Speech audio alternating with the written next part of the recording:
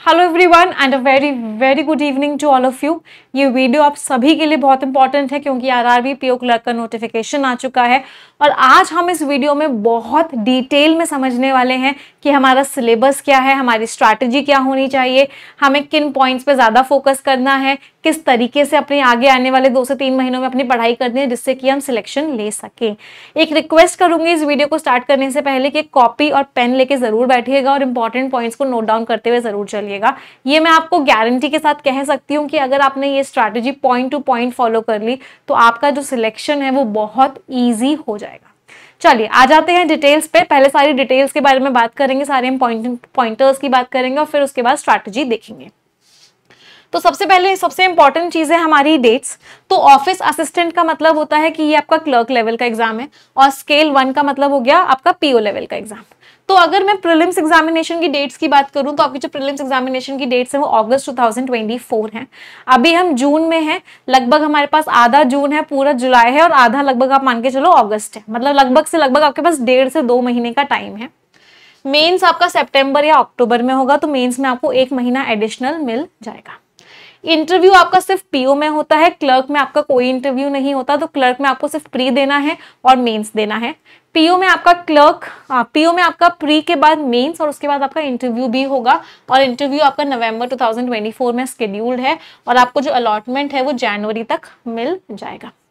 इसका मतलब लगभग आपके पास 6 महीने हैं अपने हाथ में एक जॉब को सिक्योर करने के लिए। अगले 6 महीने में आपको जॉब मिल सकती है अगर आप सही स्ट्रैटेजी को फॉलो करें। आ जाते हैं वैकेंसीज पे। तो लगभग 9000 वैकेंसीज आई हैं। बहुत सारे बच्चे कहेंगे कि बहुत कम नंबर है। मैं कहूंगी कि इस पे ना फोकस करके अपनी तैयारी पे फोकस करोगे तो बहुत चांसेस होंगे कि इसमें से एक आपको मिल जाए।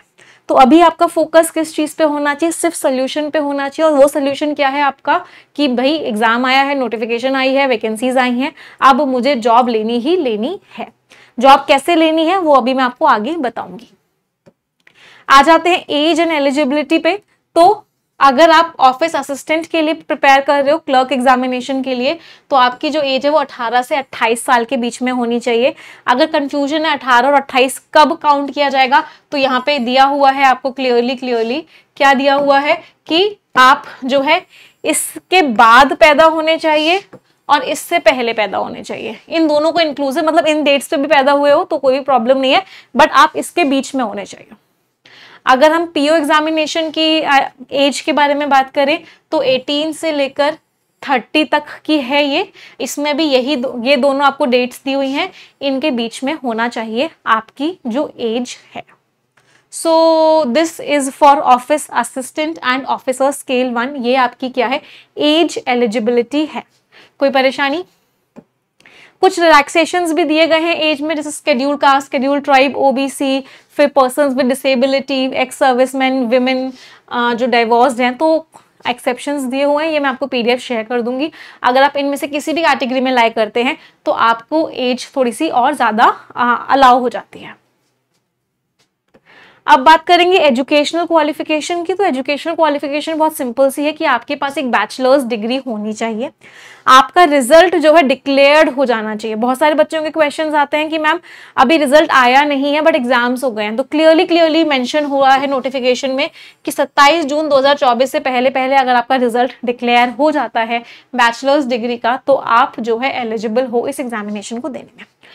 आप जिस एरिया से उस फॉर्म को फिल करोगे आपकी वो वहाँ की लोकल लैंग्वेज भी आनी चाहिए, प्रोफिशिएंसी होनी चाहिए और अगर आपके पास वर्किंग नॉलेज ऑफ कंप्यूटर है तो वो डिजायरेबल क्वालिफिकेशन है, मतलब वो चीज होनी चाहिए। इसके बाद बात करते हैं कि भाई पेपर में क्या आएगा। तो सबसे पहली चीज तो ये समझो, चाहे आरआरबी पीओ हो चाहे आरआरबी क्लर्क हो, दोनों का सिलेबस सेम है, दोनों का एग्जामिनेशन का स्ट्रक्चर सेम है। बस डिफरेंस किस चीज में है? लेवल में डिफरेंस है कि क्लर्क का लेवल इजी आता है, पीओ का लेवल कंपैरेटिवली डिफिकल्ट आता है। तो इस बात को दिमाग से हटा दो कि पीओ के लिए मुझे अलग से तैयारी करनी है या क्लर्क के लिए अलग से तैयारी करनी है। नहीं, दोनों की तैयारी सेम है। अब हम प्रीलिम्स एग्जामिनेशन की बात करें तो रीजनिंग एबिलिटी और न्यूमेरिकल एबिलिटी आपकी आएगी। इसके 40 क्वेश्चंस, इसके भी आपके 40 क्वेश्चंस ही आते हैं। यहाँ पे टाइपिंग मिस्टेक है। तो इन टोटल आपके कितने हुए? 80 क्वेश्चंस आपको मिलते हैं और 80 मार्क्स के। टोटल टाइम कितना मिलता है? 45 मिनट्स का आपको टाइम मिलेगा इस पूरे को करने में। तो 80 क्वेश्चंस, 80 नंबर, 45 मिनट्स, ऐसे अलग अलग टाइम नहीं दिया जाता है। अब एक इंपॉर्टेंट बात यहाँ पे क्या है, बहुत सारे बच्चे क्या करते हैं, एक मिस्टेक करते हैं, उस मिस्टेक के बारे में बताती हूँ क्योंकि मैं प्रीलिम्स एग्जामिनेशन की बात कर रही हूँ। जैसे ही नोटिफिकेशन आता है वो प्रीलिम्स की तैयारी में लग जाते हैं, और जो अभी 1 से 1.5 महीना आपके पास है उसमें वो प्रीलिम्स की ही तैयारी करते हैं। प्रीलिम्स बाय चांस निकल भी गया तो मेंस नहीं निकलेगा। क्यों? क्योंकि वो बच्चे ये चीज भूल जाते हैं कि ये जो प्रीलिम्स होता है ये सिर्फ क्वालिफाइंग एग्जामिनेशन होता है, एक्चुअल पेपर आपका मेंस है। मेंस के ही नंबर मेरिट लिस्ट में काउंट होते हैं, मेंस के ही फाइनल नंबर से आपका मेरिट लिस्ट आती है, उससे आपको जॉब मिलती है। प्रीलिम्स के मार्क्स से जॉब नहीं मिलती। प्रीलिम्स सिर्फ एक क्वालिफाइंग पेपर होता है जो आपको मेंस के लिए एलिजिबल बनाता है। तो आपकी जो डे 1 से तैयारी होनी चाहिए वो प्रीलिम्स और मेंस दोनों की होनी चाहिए।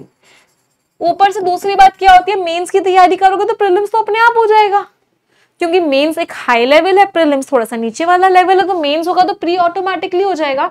तो इस गलती को आप लोग मत कीजिएगा, नहीं तो 1 साल बर्बाद हो जाएगा अगर आप इस गलती को करते हैं तो।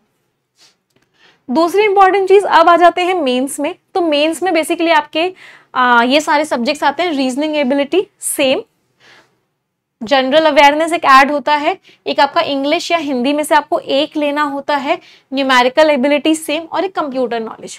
तो 2 इनफैक्ट 3 सब्जेक्ट्स आपके ऐड होते हैं। कंप्यूटर नॉलेज ऐड हुआ, जनरल अवेयरनेस आपका ऐड हुआ, और लैंग्वेज ऐड हुई।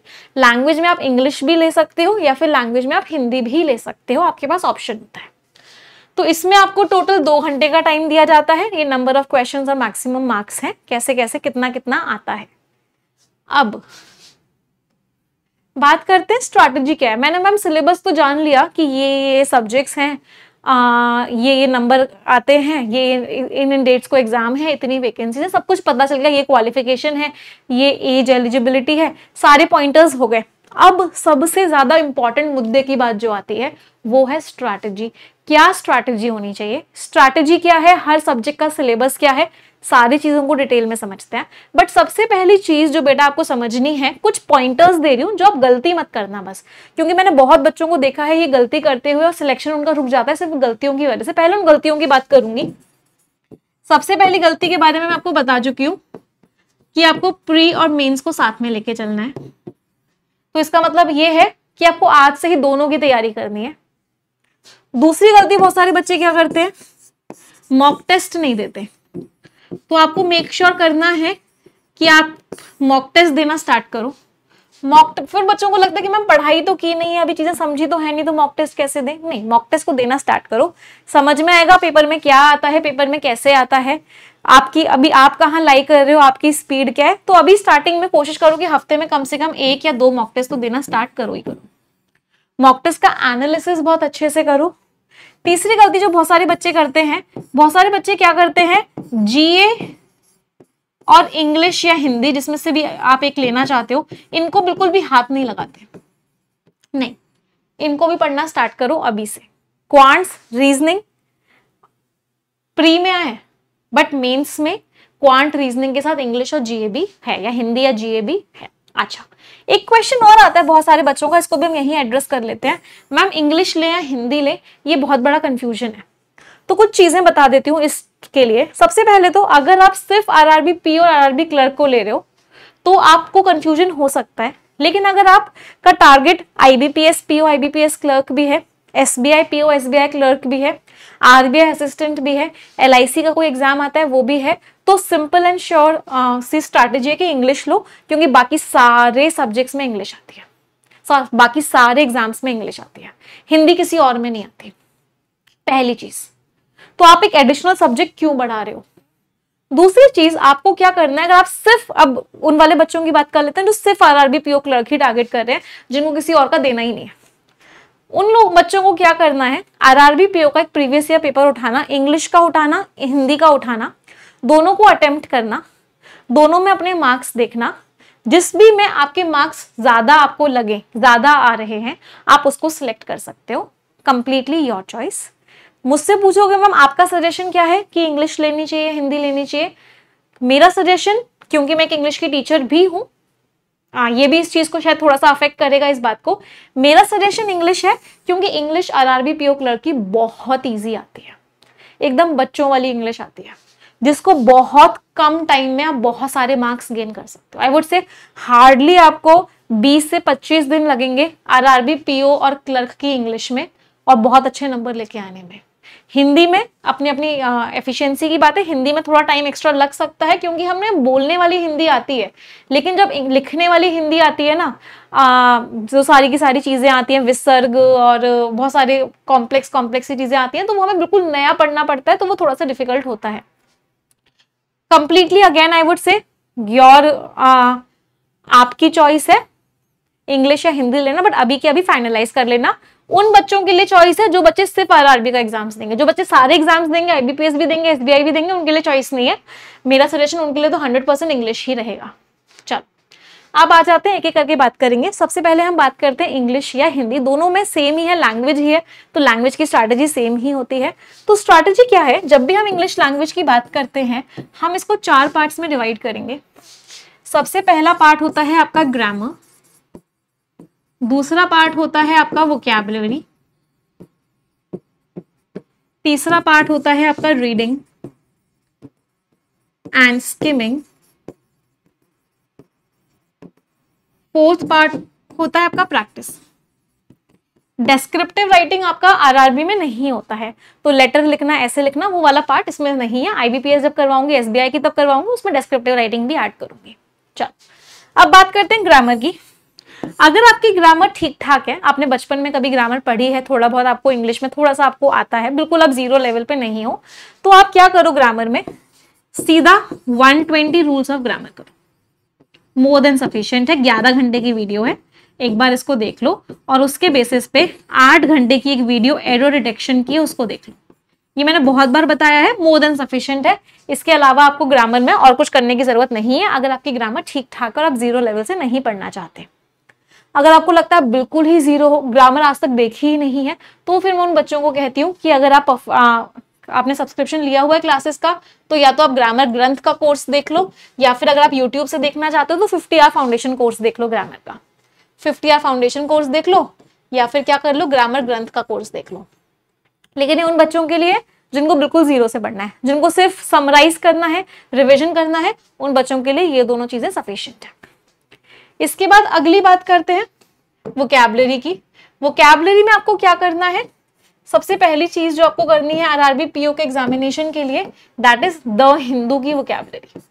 तो आपका, एक सेकंड, कुछ प्रॉब्लम हो रही है, एक सेकंड दीजिए मुझे। हाँ, वोकैबुलरी में आपको क्या करना है, द हिंदू की वोकैबुलरी करनी है। टेलीग्राम चैनल पे मैं आपको रोज रेगुलरली, इंग्लिश में निमिषा मुझे टेलीग्राम चैनल है, इस वीडियो में डिस्क्रिप्शन में लिंक भी लगा हुआ है, उसमें मैं आपको रोज द हिंदू की वोकैबुलरी करवाती हूँ, उसके स्क्रीनशॉट्स भी देती हूँ, उसकी मैगजीन भी देती हूँ, क्लास भी हो रही है रोज सुबह 7 बजे।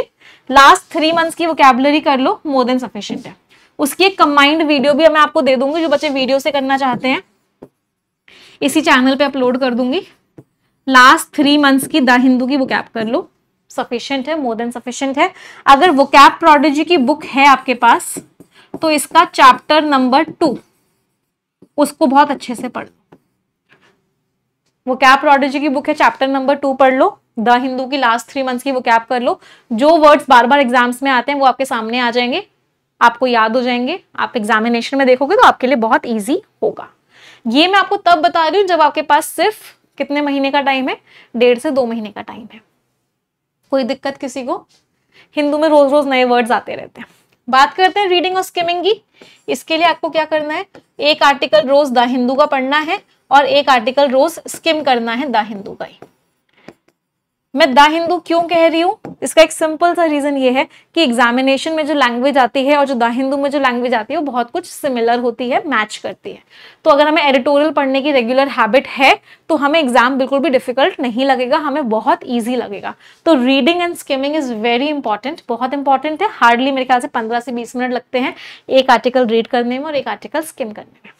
ये दोनों चीजें मैं भी आपको करवाती हूँ। रोज सुबह 7 बजे आपका सेशन होता है एडिटोरियल का, तो अगर आपको लगता है आप खुद से नहीं कर पाते हो तो आप रोज सुबह 7 बजे वाली क्लास में भी आ सकते हो, आपकी ये दोनों चीजें कवर हो जाएंगी। अब बात करते हैं हम प्रैक्टिस की। अब क्या करना है, ये 3 चीजें हो गई। मैम कितना टाइम लगेगा इनको करने में? इसको मान लो ये 11 और 8 20 घंटे की वीडियो ये हो गई लगभग। ये दोनों तो आपको 45 मिनट्स रोज की वीडियो मिलती है उसमें है। अब आती है प्रैक्टिस। प्रैक्टिस में एग्जामिनेशन में कौन कौन से टॉपिक्स आते हैं, तो आपके ये सारे टॉपिक्स हैं जो आपके आरआरबी पीओ और क्लर्क दोनों एग्जामिनेशंस में आएंगे। रीडिंग कॉम्प्रीहेंशन, अब इसमें से भी ये जो 3 टॉपिक्स हैं आरसी, पीजे और सीटी, this is 80% of the exam. और एक एरर्स के लिए ग्रामर पढ़नी पड़ती है। अगर हम इन सबको मिला ले तो this is 80% of the exam. तो 80% पेपर तो आपका यहीं से आता है। इसके मैंने परफेक्शन की बहुत सारी क्लासेस में पूरे parajumbles, cloze test, reading comprehension बहुत सारे अच्छे लेवल के करवाए हुए हैं। इनको आप कर सकते हैं। ऊपर से एक इंपॉर्टेंट चीज और, ये सारे जो पैटर्न्स होते हैं, ये सारे जो क्वेश्चंस होते हैं यहाँ तक कनेक्टर्स तक, ये मैं हमेशा बोलती हूँ फ्री के मार्क्स होते हैं। फ्री के मार्क्स क्यों होते हैं ये? क्योंकि ये बहुत इजी होता है। आपने अगर एक बार प्रैक्टिस कर लिया ना, वर्ड स्वैप का क्वेश्चन, वर्ड ऑर्डर का क्वेश्चन, फ्रेज रीअरेंजमेंट का क्वेश्चन, तो आपका एक नंबर कहीं नहीं जाता, क्योंकि बहुत इजी लेवल के क्वेश्चन आते हैं। इनको आप ऑप्शंस को देख के एलिमिनेशन करके बहुत आसानी से कर सकते हो। बस जरूरत क्या है? प्रैक्टिस की। तो करो क्या, एक हैबिट बना लो कि रोज मुझे 1 घंटे इन तरह के सारे क्वेश्चंस की प्रैक्टिस करनी ही करनी है, और क्वेश्चंस अच्छे लेवल के करने हैं। इजी चीजों के पीछे मत भागना। अच्छा लेवल करोगे तो इजी अपने आप निकल जाएगा। इजी करोगे, थोड़ा सा डिफिकल्ट आया लेवल तो नहीं कर पाओगे। तो क्वेश्चंस हमेशा अच्छे लेवल की प्रैक्टिस करो, परफेक्शन लेवल की प्रैक्टिस करो। तो परफेक्शन की बहुत सारी रिकॉर्डेड क्लासेस भी हैं, लाइव भी रोज 9 बजे हो रही है। एक हैबिट बना लो कि रोज मुझे 1 घंटे परफेक्शन देखना ही देखना है हर हालत में। ये आरआरबी पीओ क्लर्क में तो हेल्प करेगा ही करेगा। आगे जाके एसबीआई पीओ दोगे, एसबीआई क्लर्क दोगे, आईबीपीएस पीओ, आईबीपीएस क्लर्क दोगे, आरबीआई ग्रेड बी दोगे, उसमें भी आपको बहुत हेल्प करेगा। क्योंकि इंग्लिश प्रूव हो चुका है कि सबसे ज्यादा स्कोरिंग सब्जेक्ट बन चुका है। आप किसी का भी स्कोर कार्ड उठाना, किसी बच्चे का सिलेक्शन हो रखा होगा, उसका स्कोर कार्ड उठाना, उससे का देखना, तो आपको दिखेगा कि पेपर के टोटल नंबर जो है उसका 50% मार्क्स तो इंग्लिश में ही आ रहे हैं आजकल, स्पेशली एसबीआई और आईबीपीएस पीओ में। इंग्लिश में सबसे ज्यादा मार्क्स आ रहे हैं। आप कोई मॉक टेस्ट भी देके देखना परफेक्शन में, अगर आप आते हो रेगुलरली, तो आपको देखने को मिलेगा कि इंग्लिश में ही सबसे ज्यादा नंबर आ रहे हैं। तो जिस चीज में सबसे ज्यादा नंबर आ सकते हैं सबसे कम मेहनत से, सबसे ज्यादा कम मेहनत से, उस चीज को करना चाहिए। आप देखोगे इंग्लिश का सिलेबस भी सबसे कम है बाकी सब्जेक्ट के कंपैरिजन में। तो this was all about English. अब आ जाते हैं रीजनिंग पे। रीजनिंग में बेसिकली हम 3 पार्ट्स में डिवाइड करेंगे रीजनिंग को, जैसे हमने इंग्लिश को बहुत सारे पार्ट्स में डिवाइड किया था। रीजनिंग में एक तो होते हैं आपके मिससेलेनियस टॉपिक्स, एक होते हैं आपके पजल्स, और एक होती है आपकी क्रिटिकल रीजनिंग। अब अगर हम इन तीनों को देखें, पीडीएफ की टेंशन मत लो, पीडीएफ में आप लोगों को टेलीग्राम पे दे दूंगी, अभी समझ लो। आपको क्या करना है, सबसे पहले तो हैबिट बनानी है कि आप रोज कम से कम 5 पजल्स सॉल्व करो। एक हैबिट बना लो आज से ही कि रोज आपको 5 पजल्स सॉल्व करनी ही करनी है। कोई थ्योरी नहीं होती। पजल्स को सॉल्व करोगे, वीडियोस देखोगे, क्लासेस देखोगे, तो आपको अपने आप समझ में आएगा पजल को कैसे सॉल्व करना है। पहले 5 पजल्स हो सकता है आपको वीडियो देख के सॉल्व करनी पड़े, किसी की देख के सॉल्व करनी पड़े। उसके बाद जब आपको स्ट्रैटेजी पता चल जाएगी तो आप खुद भी सॉल्व कर सकते हो। तो टाइमर लगा के, अभी टाइमर नहीं, अभी सीख रहे हो तो अभी डायरेक्टली पजल सॉल्व करो, फिर बाद में जाके टाइमर लगा के पजल सॉल्व करना। ये एक हैबिट बना लो। इसके बाद रोज एक टॉपिक उठाओ इनमें से, और उस टॉपिक के कम से कम 25 क्वेश्चंस प्रैक्टिस करो। एक टॉपिक उठाया, उसको समझा, उसके 25 क्वेश्चंस किए, फिर दूसरा टॉपिक उठाया, उसको समझा, उसके 25 क्वेश्चंस प्रैक्टिस किए। इस तरीके से रोज एक एक टॉपिक उठाओ और रोज प्रैक्टिस करो। क्रिटिकल रीजनिंग बाद में आते हैं। क्रिटिकल रीजनिंग की अगर मैं बात करूं तो क्रिटिकल रीजनिंग तो सबसे पहले तो आरआरबी में कम ही पूछी जाती है, बहुत ज्यादा नहीं पूछी जाती। ये वैसे आपकी परफेक्शन में कवर हो जाती है। अगर आप परफेक्शन में रेगुलरली आ रहे हो इंग्लिश के लिए तो ये सब आपका कवर हो जाएगा, आप आसानी से कर लोगे। अगर आपको इसके लिए एक्स्ट्रा क्लासेस भी लेनी है तो परफेक्शन में एक पूरा का पूरा चैप्टर भी है इसका, उसको भी कर सकते हो। बट सबसे ज्यादा इंपॉर्टेंट जो रीजनिंग में होते हैं वो ये दोनों टॉपिक्स होते हैं। ये हो जाए उसके बाद आप इस टॉपिक पे आ सकते हो। उसके बाद बात करते हैं क्वांटिटेटिव एप्टीट्यूड की। रीजनिंग को जैसे हमने 3 सेक्शंस में डिवाइड किया था, क्वांटिटेटिव एप्टीट्यूड को हम 2 सेक्शंस में डिवाइड करेंगे। पहला है अरिथमेटिक और दूसरा है आपका डीआई। डीआई जैसे मैंने आपको रोज बोला, रोज आपको 5 पजल सॉल्व करनी है, ऐसे ही डीआई की भी हैबिट बनाओ। कम से कम 2 से 3 डीआई रोज आपको सॉल्व करने ही करने हैं। तो एक हैबिट बना लो मतलब एक ना स्केड्यूल होना चाहिए। आप एक बैंकिंग एस्पिरेंट हो, आपका एक स्केड्यूल होना चाहिए। रोज मुझे इतने डीआई प्रैक्टिस करने हैं, रोज मुझे इतने पजल्स प्रैक्टिस करने हैं, रोज मुझे परफेक्शन करना है, एडिटोरियल पढ़ना है। एक टू डू लिस्ट बनाओ और उस टू डू लिस्ट को फॉलो करो till the day of your exam. कैसे नहीं होगा सिलेक्शन? बिल्कुल होगा भाई। जो सिलेबस है वो सारे टॉपिक्स आपने अपने स्ट्रांग बना लिए तो कोई भी चीज ऐसी नहीं है जो सिलेक्शन रोक दे। सिमिलरली अब क्वांट्स में आपके टॉपिक्स बहुत सारे हैं, इसको भी एक एक दिन दो, एक दिन एक टॉपिक करो, उसके क्वेश्चन सॉल्व करो, फिर अगले क्वेश्चन अगले टॉपिक के क्वेश्चन सॉल्व करो, बीच बीच में मॉक टेस्ट करते हुए चलो या सेक्शनल टेस्ट करते हुए चलो, ये चेक करने के लिए कि आपको वो टॉपिक कितना स्ट्रांग हुआ है। मैथ्स में स्पीड टेस्ट अभी मत करना, पहले एक बार टॉपिक को समझो और प्रैक्टिस करो। जब एक बार कमांड आने लगे तब जाके स्पीड के ऊपर काम करना। सबसे पहले किस पे काम करो? एक्यूरेसी पे काम करो। तो सबसे पहले इंपॉर्टेंट चीज क्या है? That you work on your accuracy. इसमें भी कुछ टॉपिक्स ना बहुत इंपॉर्टेंट होते हैं। फॉर एग्जाम्पल अगर हम प्रीवियस ईयर्स को देखते हैं तो सबसे ज्यादा क्वेश्चंस क्वाड्रेटिक से आते हैं, मिसिंग नंबर सीरीज या रॉन्ग नंबर सीरीज के क्वेश्चंस आपको देखने को मिलते हैं। परसेंटेज इंपॉर्टेंट है, रेशियो प्रोपोर्शन, ये इतने इंपॉर्टेंट टॉपिक्स नहीं है। बोर्ड एंड स्ट्रीम के क्वेश्चंस बहुत इंपॉर्टेंट है, प्रॉफिट लॉस एंड डिस्काउंट। तो इस सीक्वेंस में करो। सबसे पहले क्वाड्रेटिक कर लो, missing number series, wrong number series पे कमांड बना लो। यही आपको लगभग बहुत सारे क्वेश्चन आएंगे इन्हीं टॉपिक्स के। इसके बाद आते हैं जीए पे। जीए में को भी हम 3 कैटेगरीज में डिवाइड करेंगे। एक हो गया बैंकिंग और फाइनेंशियल अवेयरनेस, एक हो गया करंट अफेयर्स और एक हो गया स्टैटिक जीए। बैंकिंग और फाइनेंशियल अवेयरनेस में बैंकिंग के बेसिक्स, रेपो रेट क्या होता है, रिवर्स रेपो रेट क्या होता है, एसएलआर क्या होता है, क्या पॉलिसीज हैं, क्या बजट है, क्या क्या किन किन टर्म्स की डेफिनेशन है वो। बैंकिंग और फाइनेंशियल अवेयरनेस बहुत ज्यादा टॉपिक्स नहीं होते इसमें, एक सर्टेन सेट ऑफ टॉपिक्स ही होते हैं, तो आप इसको अच्छे से कवर कर सकते हो। करंट अफेयर्स मेरा मानना है कि आप रोज करो, उसको लास्ट में मत छोड़ देना। रोज रोज थोड़ा थोड़ा पढ़ते हुए चलो, हर संडे को थोड़ा थोड़ा रिवाइज करते हुए चलो। आप पीडीएफ से भी कर सकते हो करंट अफेयर्स, कोई वीडियो का फॉर्म भी देख सकते हो, वीडियोस भी देख सकते हो करंट अफेयर्स की। इसके बाद आते हैं स्टैटिक जीए। स्टैटिक जीए मीन्स जो आपका कह सकते हैं जीए चेंज नहीं हो रही, जो फिक्स्ड है, उसको बोलते हैं static GA. For example world heritage sites कौन कौन सी हैं, टाइगर रिजर्व कौन कौन से हैं, कहाँ के कौन मेंबर ऑफ पार्लियामेंट हैं, अभी तो चलो चेंज हो जाएंगे, बट ये चेंज नहीं होता। करंट अफेयर्स रोज चेंज होगा, ये भी चेंज नहीं होता, तो इसको रोज पढ़ने की जरूरत है। ये टॉपिक्स हैं, इनको आप धीरे धीरे करके याद कर सकते हो। तो this is the GA syllabus. इसके बाद आते हैं कंप्यूटर के सिलेबस पे। कंप्यूटर का सिलेबस इतना सा है, बहुत ज्यादा नहीं है। आई वुड से आप अगर इसको प्री के बाद भी करोगे तो काम चल जाएगा, इसको या फिर संडे भी करोगे तो काम चल जाएगा, क्योंकि कंप्यूटर का सिलेबस बहुत थोड़ा सा है। ये देखने में ज्यादा लग रहा है, history of computers, types of computers, but बहुत थोड़ा सा। जनरेशन ऑफ कंप्यूटर्स में 5 जनरेशन है कंप्यूटर्स की, वो देख लिया कौन कौन से हैं, कौन कौन से ऑपरेटिंग सिस्टम्स होते हैं, बाइनरी यूनिट्स क्या होती हैं, डेटाबेस मैनेजमेंट सिस्टम क्या होता है, कौन कौन से डीबीएमएस यूज किए जाते हैं, फिर शॉर्टकट्स क्या होते हैं, अंडू का शॉर्टकट क्या होता है। तो ये बहुत थोड़ा सा है, बहुत सारी वीडियोस अवेलेबल है। आप अगर यस ऑफिसर पे कंप्लीट सब्सक्रिप्शन लेते भी हो तो आपको कंप्यूटर की वीडियोस, हिंदी का, इंग्लिश का सारा मिल जाएगा, एक ही जगह सब कुछ मिल जाएगा। तो this is all about computer syllabus. So अब कैसे कैसे करना है, क्या करना है, तो अगर आप अफोर्ड कर सकते हो और आप चाहते हो कि आपको कहीं ढूंढना वरना ना पड़े, एक ही जगह आपको पूरा आरआरबी पीओ क्लर्क की तैयारी करवा दी जाए, Hindi, computer, quants, reasoning, English, GA, तो यस ऑफिसर और प्लस आपको मॉक टेस्ट भी मिल जाए, मतलब कंप्लीट सारी चीजें एक ही जगह मिल जाए, तो आप यस ऑफिसर पे जाके कंप्लीट सब्सक्रिप्शन ले सकते हो। क्योंकि अभी नोटिफिकेशन आया है इसीलिए 10 जून तक हमने ये ऑफर चलाया है, जहां पे आपको 33% का डिस्काउंट मिल जाएगा। 33% आज तक की हिस्ट्री में सबसे बड़ा डिस्काउंट है यस ऑफिसर पे, तो यू विल गेट 33% डिस्काउंट। 3960 में आपको सारी चीजें मिल जाएंगी, लाइव, रिकॉर्डेड, कंप्लीट। अगर आप सब्जेक्ट वाइज लेना चाहते हो, कुछ सब्जेक्ट्स का लेना चाहते हो, आप एक्सक्लूसिव भी ले सकते हो, एक्सक्लूसिव इंग्लिश का ले सकते हो, एक्सक्लूसिव क्वांट्स का ले सकते हो, आप एक्सक्लूसिव भी ले सकते हो। पूरी तैयारी करनी है तो कंप्लीट भी ले सकते हो। तो ये था पूरा का पूरा आपकी strategy, along with syllabus, along with dates, along with eligibility। अब सबसे इंपॉर्टेंट बात आज के सेशन की, देखो एक सिंपल सी बात बताती हूँ।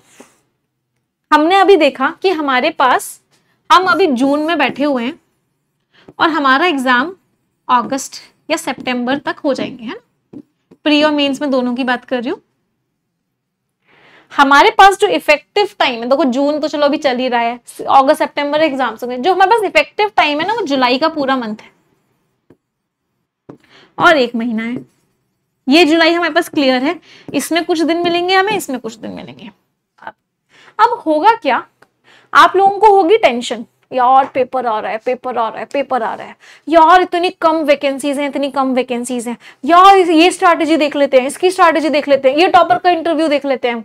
एक तो ये तरीका होगा इस 1 से 1.5 महीने को निकालने का। एक दूसरा तरीका क्या होगा इस 1 से 1.5 महीने को निकालने का, वो ये होगा कि मैम ने बताया या हमने देखा, इंग्लिश है, क्वांट्स है, रीजनिंग है, जीए है, कंप्यूटर है, चलो इसको तो बाद में करेंगे प्री के। इसमें अभी करंट अफेयर्स को रोज ½ एन आवर दे देते हैं, इसमें 5 पजल्स को रोज चलो 1 घंटा दे देते हैं, टॉपिक वाइज कर लेते हैं। इसमें चलो डीआई करना है, इसको 1 घंटा दे देते हैं, 30 मिनट्स टॉपिक को दे देते हैं, इसमें 30 मिनट्स टॉपिक को दे देते हैं, इसमें 1 घंटा चलो परफेक्शन को दे देते हैं और लगभग 30 to 40 मिनट्स हिंदू को दे देते हैं। तो ऐसे करके रोज 7 से 8 तो मैंने मिनिमम बताए हैं। बहुत सारे बच्चे जो बहुत सीरियस होंगे वो 10 से 12 घंटे पे भी चले जाएंगे। इतनी तैयारी रोज करते हैं, इसके अलावा कुछ नहीं सोचते, पूरा फोकस करते हैं तैयारी पे, समय समय पे मॉक टेस्ट देते रहते हैं, फिर एग्जामिनेशन में जाएंगे, अपने कर्म पर ही पूरा फोकस करते हैं। अब आपके पास 2 स्ट्रैटेजीज हैं, या तो ये वाली स्ट्रैटेजी फॉलो करो, टेंशन लो, स्ट्रेस लो, स्ट्रैटेजी पे स्ट्रैटेजी देखते हुए चलो, स्क्रॉलिंग करो, ये सब करो। या दूसरी स्ट्रैटेजी है, सिलेबस पता है, टॉपिक्स पता है, डेट पता है, स्ट्रैटेजी पता है, अब बस अपने आप को झोंक दो तैयारी में। तो आप किस वाली में आते हो? मैं एक्सपेक्ट करती हूँ कि सभी लोग अब आज से ये स्टार्ट करेंगे। अपनी टू डू लिस्ट बनाओ, अपना स्केड्यूल बनाओ, अपने आप को एनालाइज करो, कहाँ वीक हो, कहाँ स्ट्रांग हो, अपने आप को बिल्कुल झोंक दो तैयारी में, क्योंकि अगली जनवरी में ऑफर लेटर होना चाहिए। अगले साल अपना खुद का पैसा अर्न करना है। तो एक क्वेश्चन, क्या जनवरी 2025 में सभी लोग रेडी हैं जॉब लेने के लिए, और कौन सी स्ट्रैटेजी आप फॉलो करोगे? Thank you.